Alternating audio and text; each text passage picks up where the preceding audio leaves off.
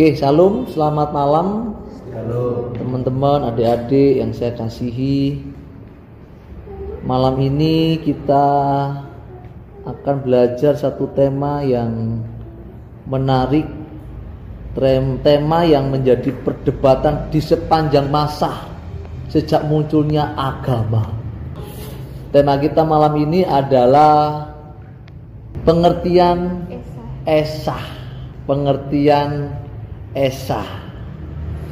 Oke, sebelum saya menyampaikan panjang lebar pembahasan ini, saya mau tanya kepada teman-teman, adik-adik, menurut kalian yang ada di benak pikiran kalian ketika mendengar kata Esa, itu apa yang terlintas dalam pikiran kalian? Bisa 2-3 orang mewakili. Satu, Esa. Hah? Jumlah. Satu-satunya tunggal, ada yang lain. Satu-satunya tunggal, tiada yang lain. Oke. Sebetulnya ada yang terpinter di sini. Jadi gini teman-teman, tema tentang Esa atau pengertian Esa ini kan satu kalimat yang menjadi pertaruhan iman dari banyak manusia. Tidak heran banyak orang-orang Kristen yang tidak memahami tentang keesaan Allah terbawa arus kepada satu aliran tertentu, keyakinan tertentu, karena mereka mengatakan bahwa Tuhannya orang Kristen itu tidak esa. Gitu. Seperti yang tadi saya tanya di awal, menurut kalian esa itu apa? Dalam pikiran, oh satu. Orang Kristen itu Tuhannya nggak esa, ya. Kemudian ada yang mengatakan bahwa orang Kristen itu menyembah banyak Tuhan, gitu kan? Sehingga dengan kata Esa ini kekristenan menjadi salah satu agama. Saya ngomong agama ya karena Kristen hari ini sudah melembaga menjadi satu agama.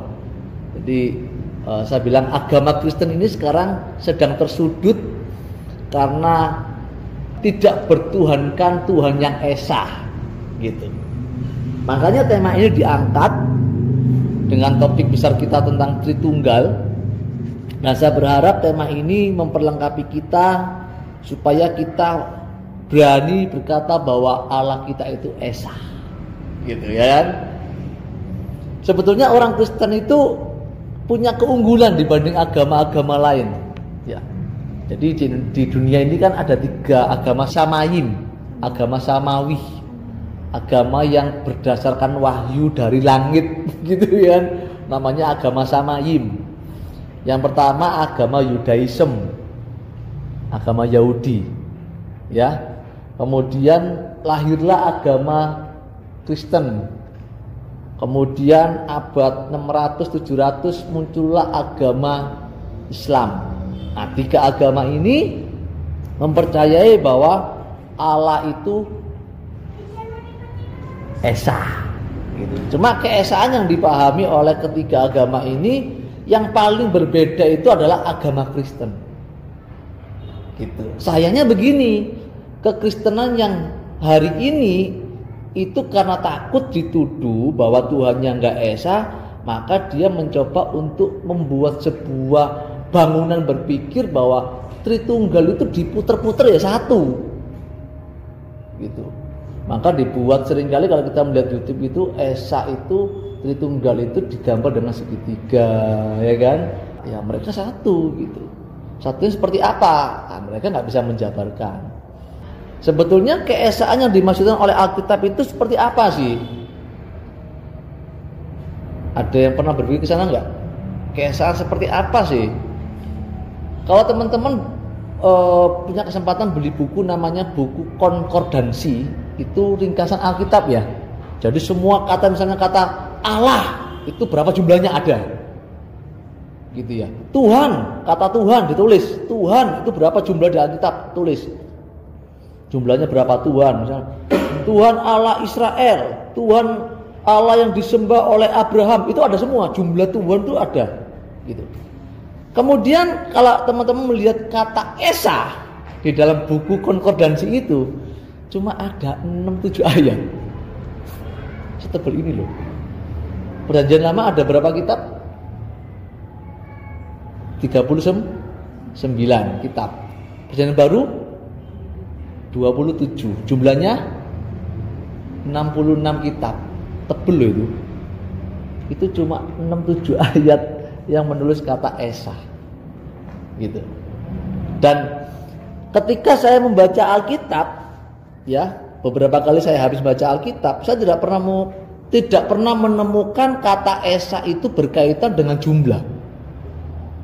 Enggak pernah saya menemukan ayat itu. Dari 6 ayat yang ada di dalam seluruh Alkitab, yaitu 6-7 ayat tadi itu, tidak pernah mencatat tentang jumlah Allah. Makanya kalau kita bicara tentang kata Esa, kita tidak boleh bohong, harus jujur. Topiknya apa itu, perikopnya bicara tentang apa? Misalnya ditulis Allah Israel adalah Allah yang Esa. Itu perikopnya tentang apa? Jangan kita ngomong ya Esa kan, Esa kan bahasa aslinya apa? Ekat itu apa artinya? Satu, ya satu kan, satu. Enggak begitu caranya kita menafsir. Ada cara menafsir eksegesis itu, ada cara. Jadi melihat dulu perikopnya itu bicara tentang apa, gitu ya.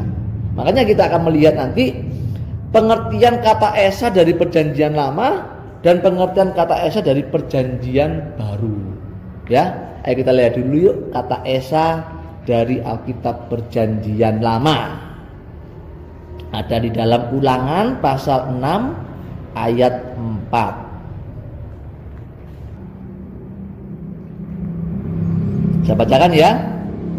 Dengarlah, hai orang Israel, Tuhan itu Allah kita, Tuhan itu Esa. Oke, dari ayat ini teman-teman bisa menangkap apa? Dengarlah hai orang Israel, Tuhan itu Allah kita, Tuhan itu Esa. Oke, dari kalimat pendek ini apa yang kalian tangkap? Tuhan itu Esa loh Pak. Loh ini loh ayatnya.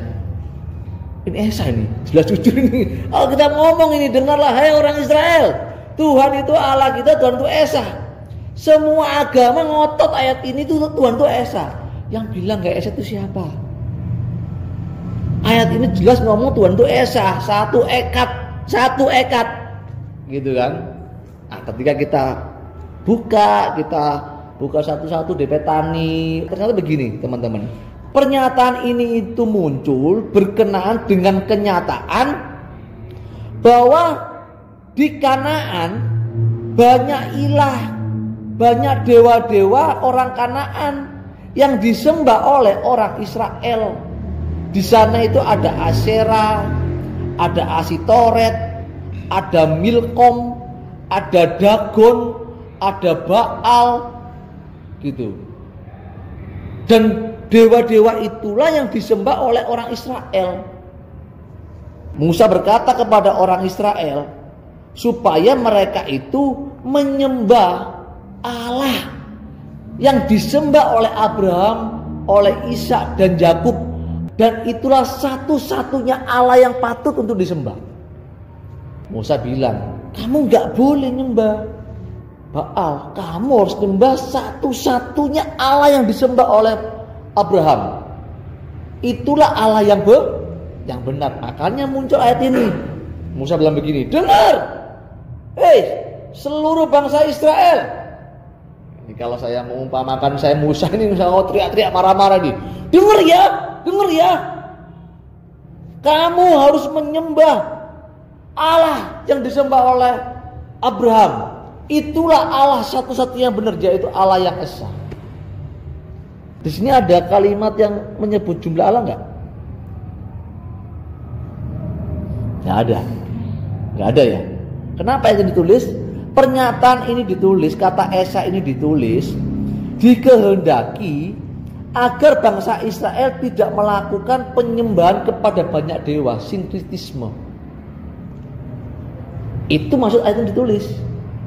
Ya. Supaya bangsa Israel itu hanya menyembah Allah yang benar, satu-satunya Allah yang benar, yaitu Allah yang disembah oleh Abraham, Ishak, dan Yakub. Ketika Musa nulis, bukan sembarangan dia menulis.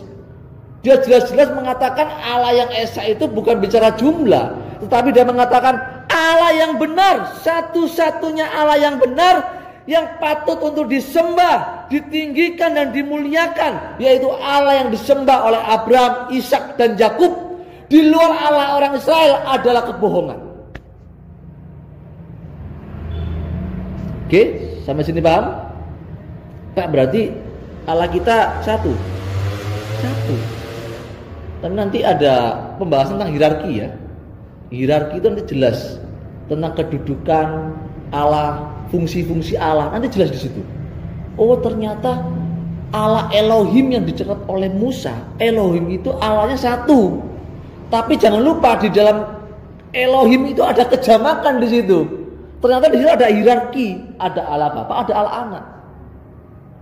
Jadi bicara tentang Esa itu nggak pernah bicara tentang jumlah, nggak pernah. Nanti kalau kita melihat di dalam Alkitab Perjanjian Baru itu nggak pernah menulis tentang jumlah Allah. Pasti bicara tentang satu-satunya Allah yang benar, satu-satunya Allah yang benar. Oke, ada satu ayat lagi tentang Esa di Perjanjian Lama. Ini jangan-jangan Pak Saiful cuma satu ayat tok ini yang dibahas. Nanti ayat yang lain ada tentang jumlah, ya gitu kan? Ayo kita lihat lagi yuk di Maleakhi 2 ayat 15. Minta tolong salah satu bacakan buat saya. Maleakhi 2 ayat 15. Bukankah Allah yang esa menjadikan mereka daging dan roh? Ya. Dan apakah yang dikehendaki kesatuan itu? Apa? Kesatuan itu. Apa itu namanya? Keturunan ilahi. Catat dulu garis bawahi, keturunan ilahi. Oke, terus. Jadi jagalah dirimu. Dan janganlah orang tidak setia terhadap istri dari masa mudanya. Oke, saya ulang lagi ya. Jadi jagalah dirimu dan janganlah orang tidak setia terhadap istrinya dari masa mudanya. Pak, tapi di kalimat sebelumnya itu ada kata gini loh Pak. Bukankah Allah yang esa menjadikan mereka daging dan roh? Perikop ayat ini itu berbicara mengenai kebencian Allah terhadap perceraian. Dalam hal ini Tuhan hendak menunjukkan kehendaknya terhadap sebuah perkawinan. Lembaga pertama yang dibentuk oleh Allah yaitu perkawinan. Maka jangan sampai kita ini perkawinan dibuat main-main. Dunia hari ini kan suka main-main dengan perkawinan kan? Kawin cerai, gonta-ganti pasangan. Emangnya kamu itu ayam sama anjing? Perikop ini itu Allah menghendaki perkawinan yang monogami. Sebagaimana Tuhan menghendaki perkawinan yang monogami, Tuhan juga menghendaki agar umat tidak berselingkuh, tidak berpaling kepada dewa lain dalam Ulangan tadi, dan meninggalkan Allah Yahweh. Jadi perikop ini ya di dalam Maleakhi 2 ayat 15 ini itu Allah menghendaki supaya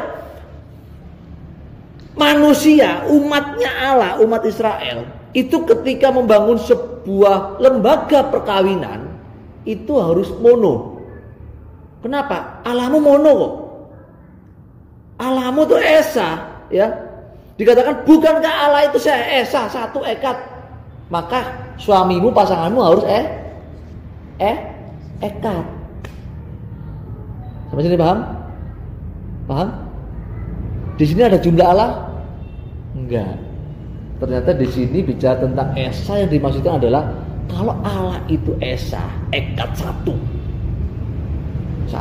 maka perkawinanmu juga harus satu, nggak boleh berselingkuh. Oke?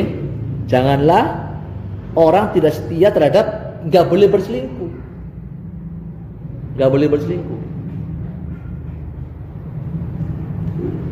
Jadi teman-teman, dari ayat Ulangan 6 ayat 4 Maleakhi 2:15 tersebut ternyata tidak ada sama sekali membahas mengenai jamakan Allah. Dan dari puluhan ayat Alkitab ada kata Esa yang ditulis dalam Alkitab. Dan semuanya itu tidak bermaksud untuk membicarakan atau menyentuh mengenai jumlah Allah. Enggak pernah berbicara tentang itu. Ketika ayat muncul kata Esa, pasti dipersoalkan masalah penyembahan. Jangan sampai menyembah Allah yang lain. Jadi alamat yang benar, alamat penyembahan yang benar itu hanya satu objeknya, yaitu Allah orang Israel. Yang kedua pasti bicara tentang pernikahan. Pasti bicara tentang pernikahan. Tetapi mengapa Pak? Kok kata Esa itu menjadi sebuah senjata yang begitu tajam yang dapat menggetarkan lututnya orang-orang Kristen untuk bertahan di dalam mengiring Tuhan Yesus. Kenapa? Karena nggak menyadari. Dan hari ini banyak sekali teman-teman yang ada dalam gereja itu mereka takut mengakui bahwa Allah itu jamak. Takut. Kenapa? Ya kan Allah kita Esa. Ya Esa. Esanya seperti apa? Kan perlu dipersoalkan, betul nggak?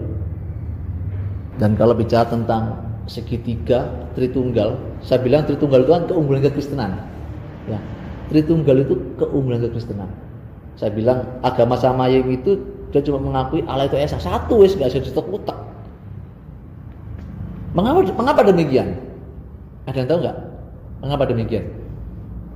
Sampai hari ini bangsa Yahudi, Israel, agama Yudaism, sampai hari ini tidak bisa menerima kejamakan Allah. Kenapa? Ada yang tahu? Karena dia tidak percaya dengan Yesus. Yang mengungkap rahasia kerajaan surga itu Yesus. Andai kata dia nggak datang ke dunia, sampai hari ini nggak ada kekristenan. Sampai hari ini rahasia tentang kejamakan Allah akan terselubung, tertutup. Tetapi ketika dia lahir, dia mengajarkan Injil. Dia mengatakan bahwa di sono itu ada Bapak loh, di sono itu. Aku yang menciptakan. Mengatur ungkap.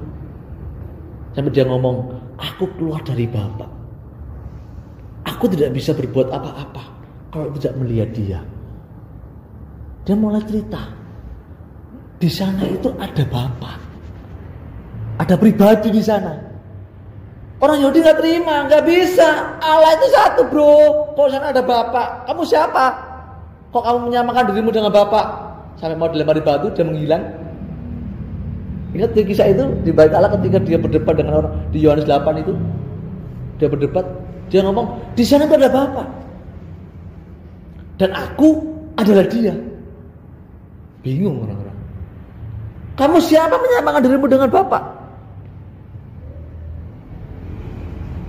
Makanya kalau orang tidak mengenal Yesus, maka dia tidak akan pernah mengenal ketritunggalan.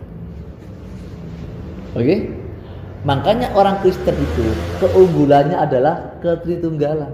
Dari ketiga agama Samayim ini, yang paling beda orang Kristen. Tetapi masalahnya orang Kristen nggak mau mengakui tentang kejamakan Allah.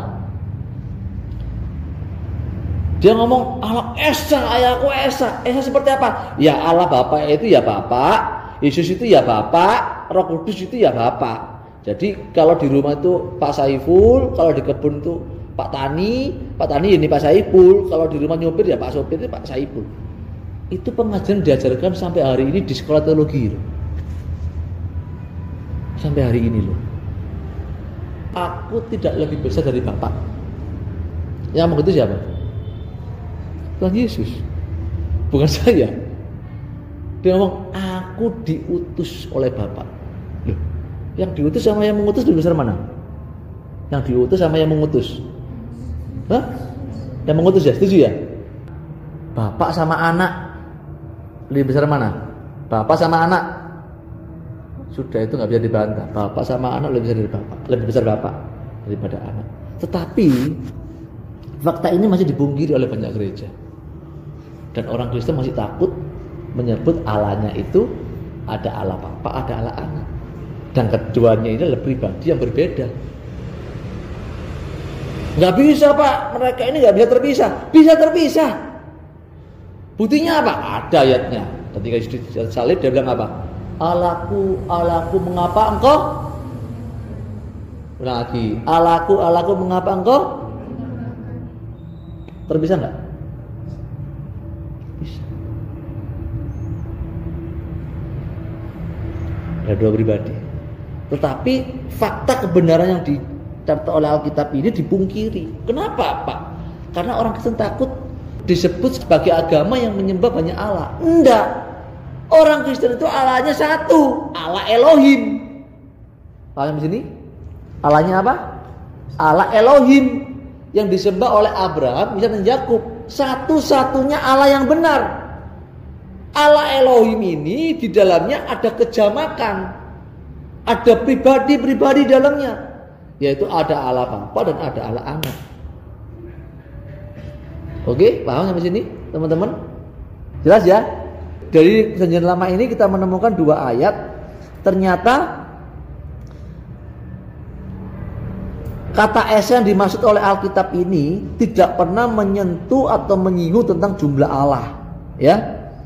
Tidak pernah mempermasalahkan tentang keberadaan Allah, ya. Makanya tidak fair kalau kita ini keluar dari perikop, keluar dari konteks, itu nggak boleh. Makanya kalau membahas Alkitab, saya kalau bicara tentang Tuhan, saya tidak pernah menggunakan kitab yang lain. Bagaimanapun juga kitab orang lain tidak akan pernah mengakui sebagai Tuhan. Bagaimanapun juga. Tapi kalau saya bicara tentang Tuhan, saya pasti menggunakan Alkitab. Saya tidak akan menggunakan kitab yang lain untuk mendukung kebenaran Alkitab. Alkitab saya dengan jelas mengatakan bahwa Allah itu esa yang dimaksudkan itu bukan jumlahnya. Alkitab saya tidak pernah mencatat atau mempersoalkan tentang jumlah Allah. Tidak pernah mempersoalkan hal itu. Dan Alkitab yang ditulis oleh Musa ini lebih tua dari kitab yang ada di dunia ini. Ini mutlak, ini nggak bisa dibantah ini. Alkitab tertua.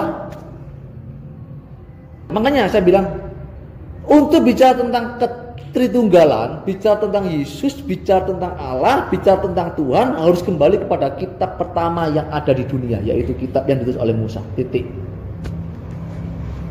Gitu. Nggak bisa dipungkiri.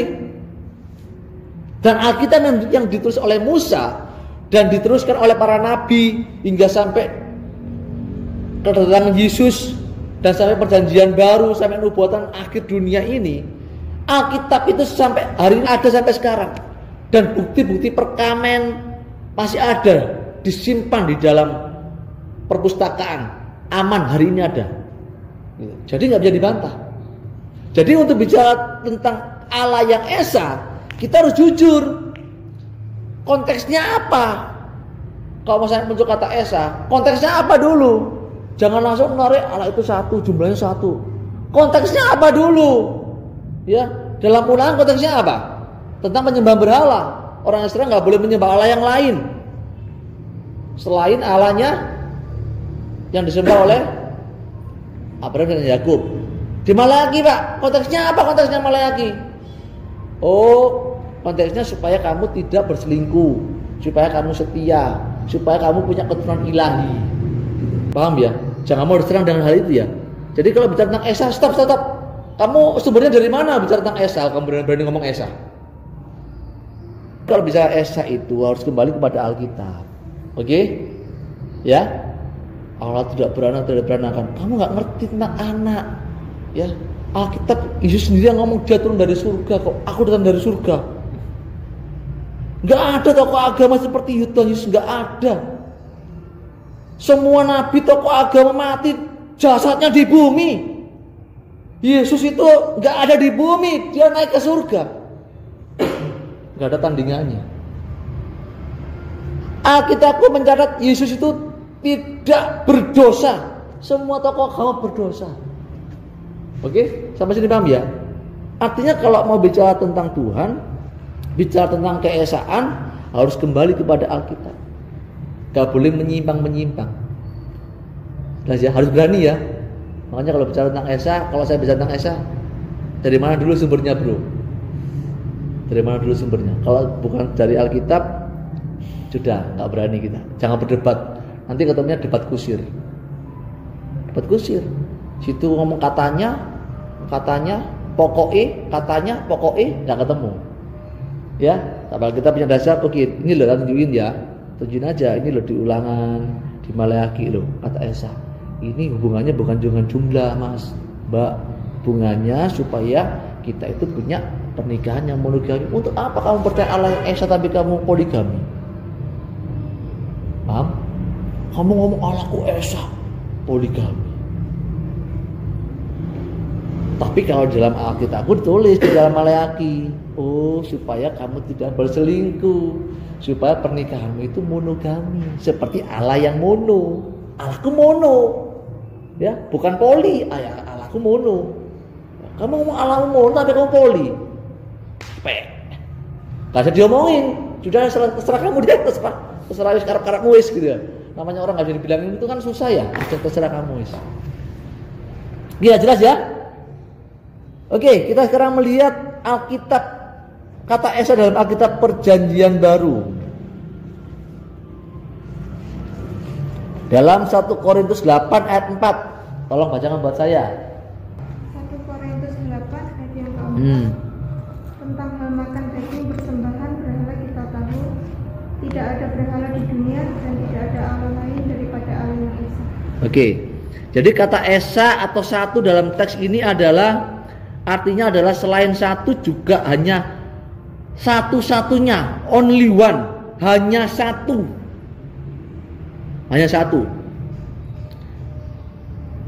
Jadi tulisan Paulus ini tidak memperingatkan agar orang percaya tidak jatuh dalam apa? Penyembahan. Ya kan? Jadi kalau bicara muncul kata Esa, itu pasti hubungannya dengan apa? Satu, penyembahan. Yang kedua dengan, bener kan? Jadi nggak pernah bicara tentang jumlah loh. Ini dalam Perjanjian Baru nulis loh. Jadi kata Esa itu cuma karena Rasul Paulus ngomong supaya apa? Supaya orang-orang yang sudah menjadi Kristen di Korintus pada waktu itu dia tidak menyembah berhala. Jelas ya sampai sini ya. Ayat lagi Galatia 3 ayat 20. Ayo bacakan buat Kak Saiful, Om Saiful. Seorang pengantara bukan hanya mewakili satu orang saja, sedangkan Allah adalah satu. Oke, ayo. Ini dipakai senjata oleh orang-orang yang tidak kenal Tuhan nyerang kita. Loh, ini loh. Sedangkan Allah adalah satu loh. Ini loh. Oh, ayo, bisa menjelaskan ayat ini? ini tak tunjukin ya, tak bilangin ya. Orang-orang di luar Kristen itu banyak menghafal ayat loh. Bener. Untuk apa? Untuk nyerang kita. Mereka tahu kejadian Wahyu. Orang Kristen gak tahu loh. Mereka baca Alkitab. Orang Kristen gak baca Alkitab. Coba, pusing gak kamu? Sangat. Ayat ini sering dipakai loh. Untuk nyerang kita loh. Ini loh, tak tunjukin ya. Seorang pengantara bukan hanya mewakili satu orang saja. Sedangkan Allah adalah satu. Loh, ini ayatnya loh.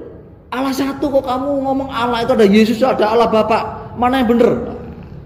Pusing gak kita kalau kita gak ngerti? Tunjukin ya, jadi gini. Dalam teks ini teman-teman ya, sebenarnya tidak menunjukkan gini loh. Allah itu kan satu. Maka pengantaranya harus satu. Sampai sini paham? Jadi selain Yesus tidak ada pengantara yang lain. Halo? Pengantaranya harus satu.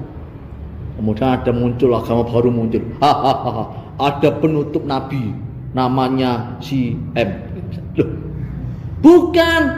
Allahku satu, maka pengantaranya harus satu. Enggak boleh ada dua. Enggak ada penutup. Kemarin diajarkan tentang kristologi kan? Yesus sebagai nabi. Betul enggak?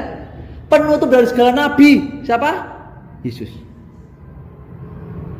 Jadi kemarin ya, pengantara itu ya. Yesus sebagai pengantara, satu-satunya pengantara, nggak boleh ada yang lain. Jadi Rasul Paulus mengatakan begini, Yesus itu mewakili satu-satunya pengantara, ya. Jadi kalau Allah itu satu, maka pengantaranya harus satu, yaitu Tuhan Yesus Kristus. Tidak ada yang lain. Kenapa? Karena Yesus dia bilang begini, aku adalah pribadi yang diutus oleh Bapak. Aku adalah pengantara antara manusia dengan Bapak. Loh, dia ngomong begitu loh. Saya membaca banyak tokoh agama, gak ada seperti dia. Gak ada yang berani seperti dia. Dia bilang begini, aku adalah jalan dan kebenaran dan hidup. Loh, berani banget orang ini. Berani banget. Tokoh agama yang lain gak berani jamin. Ada yang berani tokoh agama bilang begini, aku adalah jalan dan kebenaran. Ada yang bilang begitu? Ada? Belum pernah ada loh. Belum pernah ada. Baru orang ini namanya Yesus. Ini baru berani dia bilang, aku pengantara antara manusia dengan Allah. Wow. Jadi Rasul Paulus mencatat ayat ini tujuannya hendak menunjukkan bahwa hanya ada satu Allah dan hanya ada satu pengantara, yaitu Yesus. Tidak ada yang lain. Oke, konteks sudah benar, konteksnya sudah paham? Jadi yang dimaksudkan sedangkan Allah adalah satu, itu maksudnya bahwa Allahnya satu, maka pengantaranya harus satu. Satu lagi, 1 Timotius 2 ayat 5. Ini untuk memperlengkapi apa yang disampaikan oleh Rasul Paulus dalam Galatia 3:20.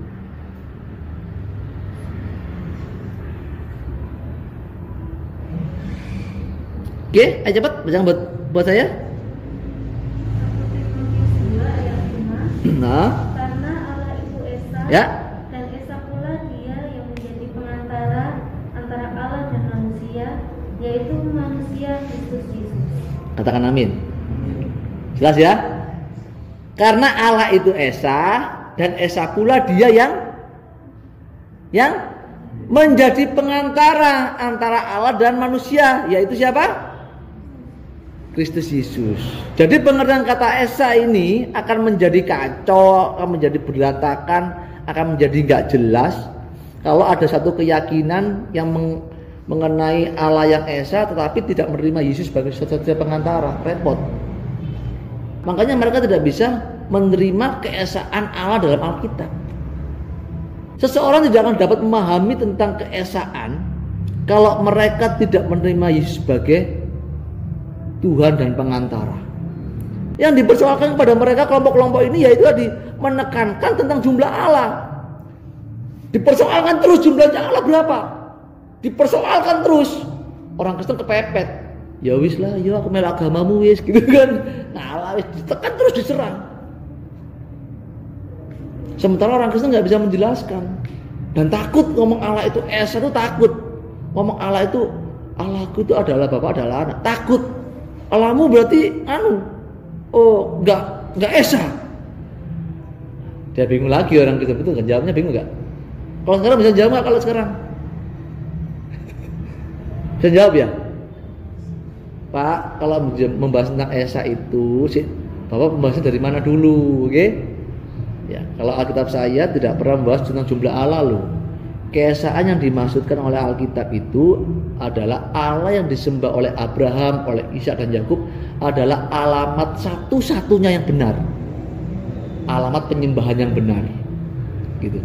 Kalau bicara tentang Allah Bapa, Allah Anak, memang dari sana begitu. Dari dulu ya begitu. Ada Allah Bapa, ada Allah Anak. Bapak tahu dari siapa? Dari Tuhan Yesus. Kalau Bapak nggak percaya Tuhan Yesus, ya nggak akan percaya. Itu masalahnya.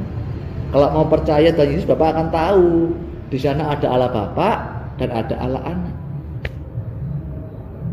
Emang begitu dari sananya.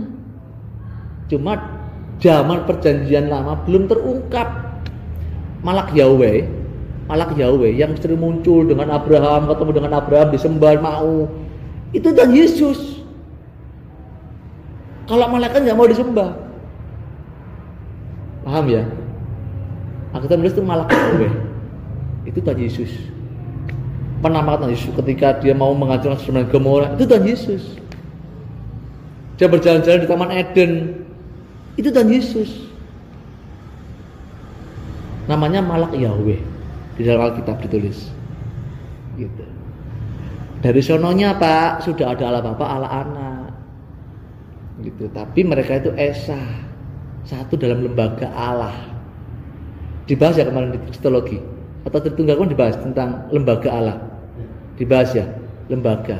Kenapa kok pakai menggunakan kata lembaga? Karena yang mendekati ya, yang bisa untuk menjelaskan tentang keberadaan Allah itu yang mendekati ya kata lembaga, nggak ada lagi. Coba apa?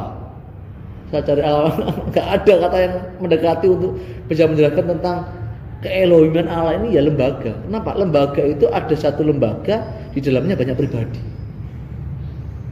Ada struktur, ada hierarki. Jelas ya teman-teman ya?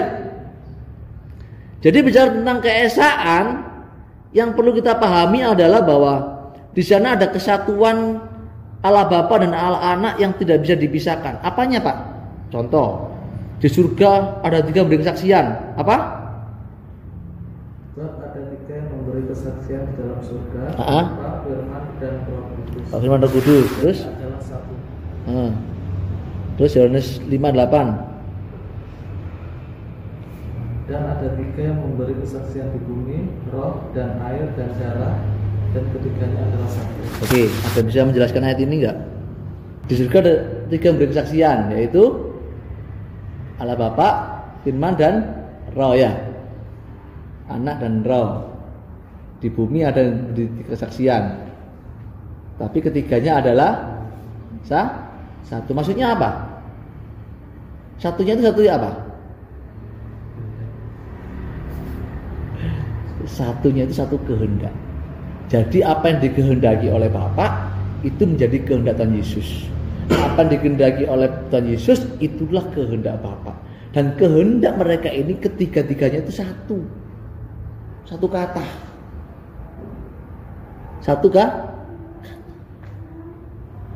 Makanya orang percaya itu kalau berdoa, itu kalau dia sudah ada di dalam aku dalam dia, maka apapun yang didoakan akan dikabulkan tuh. Kenapa bisa begitu? Ya karena kehendaknya sama. Kan orang Kristen kan enggak coba melintir-melintir ayat toh. Ya kan? Wah, pokoknya apa yang kita inginkan, kalau kita bersatu maka akan terjadi. Sik bacaan dulu perikopnya dong. Jangan perkosa ayat. Makanya kalau baca Alkitab itu harus tenang dulu, ya, harus tahu apa yang dimaksud oleh penulis, di mana ditulis ayat itu, tujuannya untuk apa, kepada siapa, paham ya? Jadi bicara tentang keesaan, maka yang perlu dipersoalkan bukan jumlah lagi, tetapi yang dipersoalkan adalah fungsi dan kedudukan Allah. Ini yang perlu dipersoalkan. Fungsinya Allah apa sih? Kalau memang Allah itu esa, kalau Allahmu satu, terus manfaatnya buat kamu apa? Contoh ini ya kan, Allahmu satu, manfaatnya buat kamu apa? Ya pokoknya Allah satu, gitu, ya kan? Iya, maksudnya misalnya Allahmu satu, gitu ya. Terus dampak buat kamu itu apa? Dampaknya buat kamu itu apa? Ya pokoknya satu. Allahku satu, ya. Itu namanya nggak bawa manfaat, nggak bawa faedah kan? Fungsinya buat kamu apa kalau Allahmu satu? Kalau Allahmu 3, Allahmu 4, Allahmu 8, manfaatnya buat kamu apa? Enggak, yang penting Allahku satu.